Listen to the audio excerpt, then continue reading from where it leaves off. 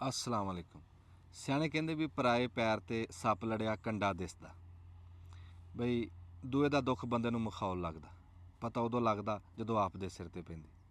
बंदा भुक्खा तस्सा बैठा होवे ना तां भुख जर जांदा, पर जे कोई लाग्यों लंघदा कहे ना भी देख आफरिया बैठा, तप उदों चढ़दी।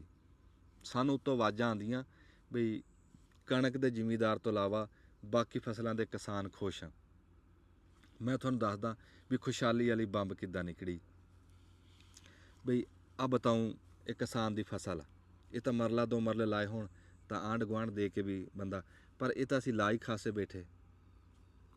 असीं इहदी तड़ाई करा के रशका भरा के मंडी घलाने ते वो सबूता उदां ही मुड़े आंदा। जिद्दां कोई बिल्ली छड्डण जावे ना तो बंदे तो पहलां बिल्ली आ जे, इदां साडे नाल बताऊं बनाई खड़े। अगे सुणदे सी भी ये गरीबां दा खाज आ। की गल सारा मुल्क अमीर हो गया भी बताऊआं नूं पुछदा कोई नहीं।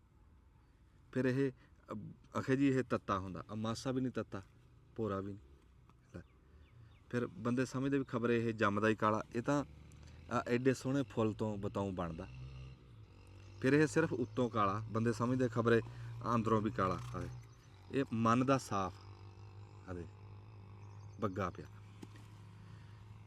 बाकी सब्जियां तो सिर्फ सब्जी पकदी है, ਇਹਦਾ भी तू सब्जी नहीं खानी तो ਇਹਦੇ पकौड़े कढ़ ला, पकौड़े नहीं खाने तो दोपहर ਨੂੰ ਇਹਦਾ ਭੜਥਾ बना ला, चाटी ਦੀ ਲੱਸੀ तंदूर ਦੀ रोटी एक बारी खा के तो देख। ਇਹਦੇ ਤਾਂ चाहे अचार पा ला, ਇਹਦੀ चाहे मठियाई बना ला, बताऊँ को ना करदा। पर ਇੱਥੇ ਜਾ ਕੇ ਪੁੱਛੀਦਾ ਹੱਟੀ ਵਾਲੇ ਨੂੰ, ਅਖੇ ਉਹ ਪੁੱਛਦਾ ਕੋਈ ਨਹੀਂ। ਲੈ ਆ ਇੱਕ ਇੱਕ ਫਸਲ ਦੱਸੂਗਾ ਵੀ ਖੁਸ਼ਹਾਲੀ ਕਿਹੜੀ ਕਿਹੜੀ ਆਈ ਹੋਈ ਕਿਸਾਨ ਦੇ ਉੱਤੇ ਕਣਕ ਤੋਂ ਇਲਾਵਾ। ਇਸ ਟਾਈਮ बताऊँ मंडी च नहीं वेख रहा। हट्टी वाले कहते इनू देख के लोग मूँह भैड़ा करते। मूँह भैड़ा तो उन्होंने हुंदा जिन्होंने बीजिया। जिद्दां कोई बंदा ना उन्हें कारोबार किया भी इन्ने क माल्टे सैकल के मगर टोकरी रख के तो फेरी लाण चला गया, हंका हुंका मारियां, दोपहर तक एक माल्टा ना विकिया। दोपहर नूं आप नूं भुख लगी, कहंदा भी चल मैं आप तो खावां।